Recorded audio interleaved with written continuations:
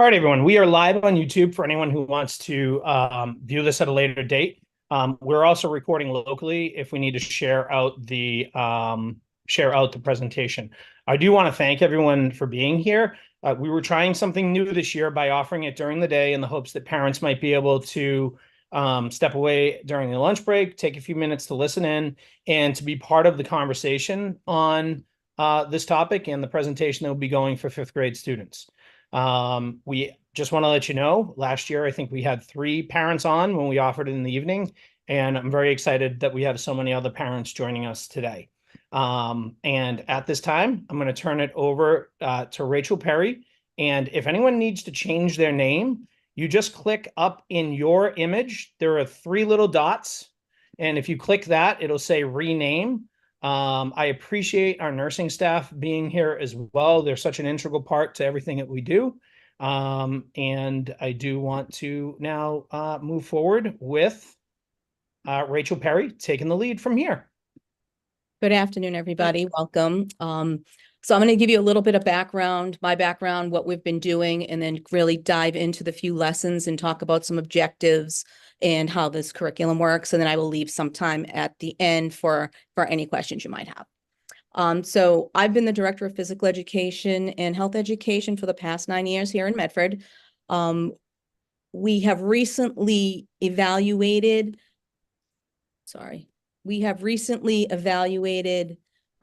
our health curriculum. We had a HECAT committee evaluate everything we're doing. We've been using the Michigan model for middle school and high school. And based on that HECAT evaluation, they didn't think that what we were doing for puberty and sexual education at the higher grades was appropriately meeting the needs of our students, so that we needed to make an update. What we've been using for puberty in the past is just a video. It was a Procter & Gamble puberty video, and that was presented by our nurses. As that served our students well for the time, it's time to really move on so that we can make sure that we're servicing everybody.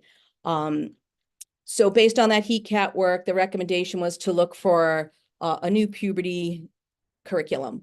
And Puberty Happens is the curriculum that we chose. That was actually a referral from one of my colleagues over in Reading. And what we've done is, it's a lot of lessons, but we've kind of pared it down to about 3 lessons that we will be able to teach to our 5th graders, where before it was only 1 lesson. The Puberty Happens curriculum is going to be presented in our Nexus classes, and that is going to be by our Nexus teachers and nurses who will be supporting the teachers with this curriculum. The Nexus teachers did attend a puberty training, a 1-day puberty training, so they have all been trained in how to teach puberty. So what I'm going to do is I'm kind of going to go through the lessons and talk about the objectives and what kind of activities they're doing. And then, like I said, I will open it up for all your questions after. So the first lesson is really, it's getting started with the warm-up activity. It's kind of an icebreaker, and it sets the stage to help students feel more comfortable with each other before launching into the curriculum content.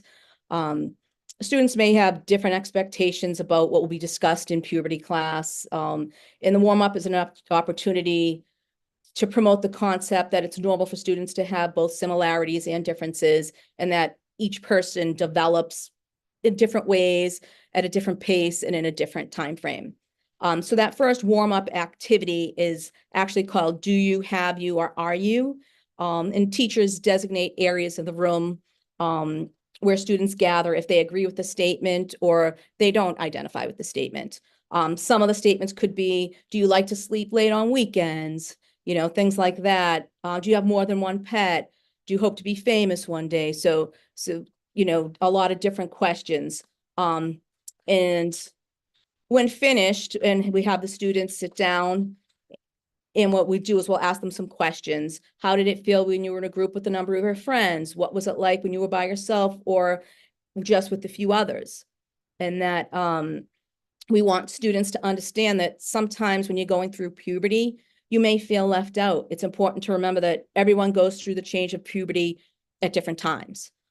We should avoid situations where we cause someone to feel hurt, left out, or alone, and we need to be understanding of other people's feelings and value our differences.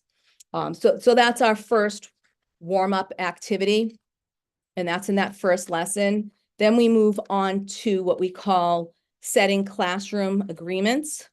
We want to make sure that we establish a set of behavioral expectations or classroom rules when we're presenting this unit. And some of those are, respecting others. The questions are welcome. That you have the right to pass if you're uncomfortable with an activity or a question. That we're not going to gossip or talk about anyone in class or how they've responded to anything. So things like that. So we're setting that community expectation of respect and acceptance throughout the class. The last piece of that first lesson is we're going to introduce what we call the anonymous question box. So each teacher has an anonymous question box on their desk, and they're going to give students an opportunity at the end of lessons to ask a question that they might not want to ask out loud, that they might not feel comfortable asking out loud. And, teachers will review those and address if, in the next lesson. And that's the first lesson. Moving from there, what we have is what we call the puberty changes matchup. So in this lesson, we're looking at physical, emotional, and social changes that our students might be going through during puberty. Students are put into small groups, and they passed out some cards with physical, emotional, and social changes on them. And students are asked to put these changes into a grouping. Is it physical? Is it emotional? Or is it social? And teachers will be able to walk around, have some conversations with students, and then they will review those at the end. The second piece to this lesson is the Dear Puberty activity, where students are going to be given some scenarios that they need to discuss in a group and how they would deal with those scenarios, and then the teacher would address it at the end. And the last part to that lesson is a supplemental home activity, which we are choosing to use. It's called the interview. And this is set up so that our students come home to our parents and caregivers and are able to have some conversation with them. And some of those questions they're going to ask on that assignment is, what was popular in clothing and music when you were my age? What did you like most when you were my age? What did you like least? How old were you when you started going through puberty? Who was your best friend and what did you like about them? What do you want me to know about growing up? And who was someone you could talk to when you had a problem or concern? So that's the assignment that students will take home to start those conversations with parents and caregivers. The last lesson will encompass some hygiene and taking care of my body. And that is going to go over some anatomy of the sexual organs, penis and vagina. And then they will be going into, how do I take care of my body? How do I deal with hygiene? What do we use when we are having our menstrual cycle? How do we deal with, pubic hair and things like that? So those will all be addressed in that lesson. And that lesson may take 1 to 2 classes. It might not be, all done in one lesson. I will say there are a lot more lessons within this curriculum that we will not be covering in the 5th grade. We just don't have the time, and those are maybe some things that we could push over to the middle school level. So that's what we have in kind of in a nutshell.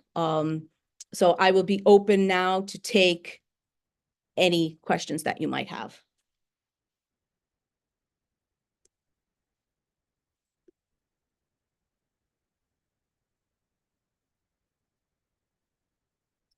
Jessica Healy.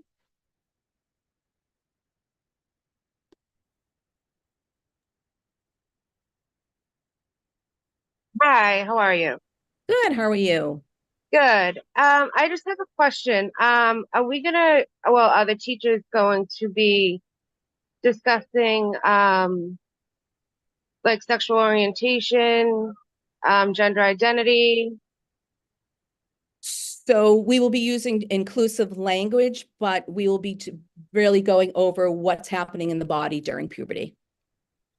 Okay, so more geared towards the changes of the body, not so much Yes, the not in the fifth grade. We won't be going into that. It would just be the changes in the body.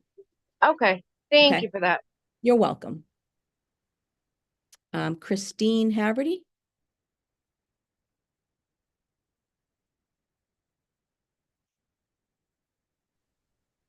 Hi. Um, Hi. thank you for doing this. We have our first child going through this, so all the guidance is helpful. So when is this going to start? Just so we have time to chat with our son about it. Next week. Okay, So great. the Okay. 13th is the first, yes. Okay, and then so just sorry, but so basically it's changes in the body and then nothing like really beyond that. I'm just trying to figure out when my husband and stuff talks with our son, what we should be talking about. Correct. So we're talking about changes in the body. We will be talking a little bit about anatomy, Okay. but nothing Yep. further than that until sixth grade. Okay. Well, hopefully you guys will get across that deodorant is good. Yes, that's part of it. We're trying. Hey, Okay. Christine, Yeah. as a former middle school principal, high school teacher, assistant principal, I've had a lot of those conversations over the years. So any home conversations would be great as well. Yes, of course. Thank you. Yep. Thank you. Carrie Casey? Hi, good afternoon. So two questions. For lesson two, you talked about the small groups and the cards for identifying physical, emotional, and social changes. Mhm. You said there was a puberty activity, but you didn't provide any details on that. So I'm just curious what that activity looks like, small groups, class activity. And then for lesson three, is this the teacher just talking to them about anatomy, hygiene, menstrual cycle, or is there No, they're actually going to be put associated in. with this? Like how is this going to be presented? Sure. So that piece, they're going to be given pictures of different things that we might use during puberty and talk about how they can be used. And then the teacher will review it after, if that makes sense. I'm just trying to pull up some of those scenarios from the Dear Puberty activity for you.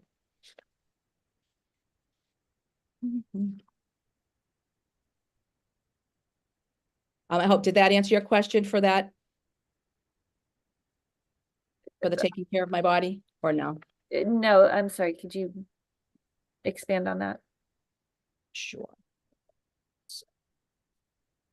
So I'm going to see if I can show. So I don't know if you can see this at all. These pictures will be given out to students and they'll talk about how these can be used during or should be used during puberty. A soap, how should we be, we should be showering every day. We have a pad and tampon showing things for females when they get their menstrual cycle. We talk about, shaving and taking care of our bodies that way. We also are going to be talking about SPF and making sure that our that we're safe using in the sun, using products in the sun. So does that help? So that's lesson three. Yes, that is lesson three and talking about taking care of our bodies. And then I'm just looking for, I didn't expect you to ask about scenarios. I'm just going to try to pull them. And while you're speaking about that, just so everybody's aware, we are actually today and the remainder of this week installing, they're called EGAL feminine product dispensers throughout our middle schools and high schools. They're essentially feminine products on a roll that will be in one stall of the 4th, 5th middle and high school bathrooms. But just so that everybody's aware that we're taking it beyond the nurse's office at this point. Thank you, Peter. All right, so there's a lot of different scenarios that students will be reviewing, and then they'll talk about how they might deal with it. For example, I am one of the shortest kids in my class. When I was younger, I did a school science project on shrimp. Some kids in my class gave me the nickname Shrimpy and it stuck. Now other kids are using the name and it really makes me mad. Why am I so short and how can I get them to stop calling me Shrimpy? So students would read that scenario, talk about what advice they have and who might this person go to for help. So that's one example. See if I can give you another one. I was given a presentation at school and my voice started to crack and squeak. Now I'm embarrassed to talk out loud in class again. What advice do you have and who might this person go to for help? So there's a lot of different scenarios that will be presented to students in groups and they'll come up with ideas on how they can deal with those scenarios. And that was from the Dear Puberty activity. Great, thank you. You're welcome. Jessica Haley, I think we're next. Hi, sorry, I just had one more question. Sure. My son is in a inclusion class. He's on an IEP. Mhm. Is there going to be someone there that's able to help him, like navigate the reading, the writing? I would have to check with the teacher and the principal, but we can absolutely follow up on that. Okay. What school is he at? Brook School? The Brooks. Okay. I'm just making a note. So does he usually have support in the Nexus classroom? I'm not sure. His para might go there with them. I'm just not 100% positive if they do. We can, I can talk to the principal and teacher and make sure if you feel he needs that support that we have that there for him.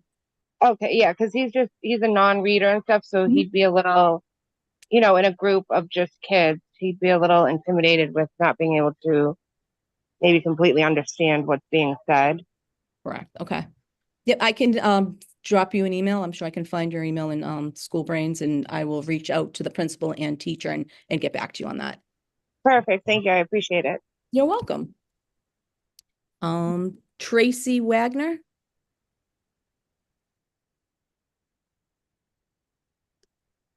Hi, saying thank you for doing this. I'm involved in a curriculum review in another school district, so I'm thrilled that Medford is following the new comprehensive health standards. That's fantastic. Hi, Peter. And a couple comments. One is totally hearing that this is not about gender or sexual orientation, and noting that many families like ours are two parents. My son has two moms. And so just making sure language is gender and sexual orientation family-wise inclusive is really appreciated. There's a number of non-binary students in my son's class. So language around that, while that's not what is being taught, in talking to the children about their families and their own identity is really appreciated. And also just noting I'm already starting to get teary-eyed when I think about those interviews. Those questions are super powerful and poignant. And I think that's really nice. You're doing the home connection there. So thank you. You're welcome. Thank you. Also, and I can't remember if Rachel mentioned this, but this is now our second year in a row of combining the genders. Previously, Medford separated boys and girls. And so one of our ways of trying to be more inclusive is not by creating that level of stigma, by separating out the genders. Everyone will be together.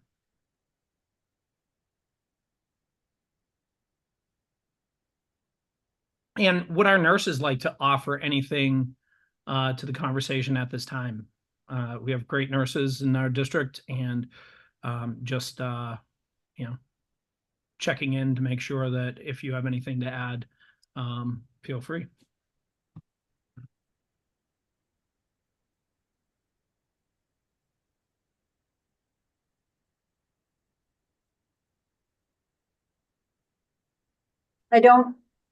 I'll just speak. I don't have anything in particular to say, but just to reiterate that the nurses are also there with the Nexus teachers to support the education.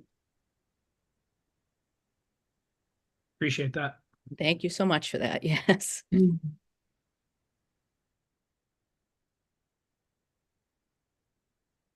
right. If there are any other questions, feel free to raise your hand. You can also email Rachel at rperry@medford.k12.ma.us. She'll then be able to send our, excuse me, she'll then be able to send any questions to the nurses if you need. You can also email me anytime you want at pcushing@medford.k12.ma.us. And if there are no further questions at this time, then I want to wish everybody a great day. I am really excited that by offering this, it seems that we've gotten a lot more parents. So perhaps we'll offer it during the day and then an evening at some other point for other things moving forward. But I do want to thank everyone for being here. And also, if you want to have a one-on-one meeting with me to kind of have, talk about this or look at the actual lessons, I can make those appointments as well. Email me and we'll set something up. And I just want to add, this is one of the nurses. If your child feels uncomfortable talking to you and feels more comfortable talking to either the Nexus teacher or the nurses, sometimes the kids will come down after class and talk to the nurses and ask us questions. So that is still an opportunity, even though at the Misatak we won't be in the classroom, but if they need anything, then they certainly can stop down.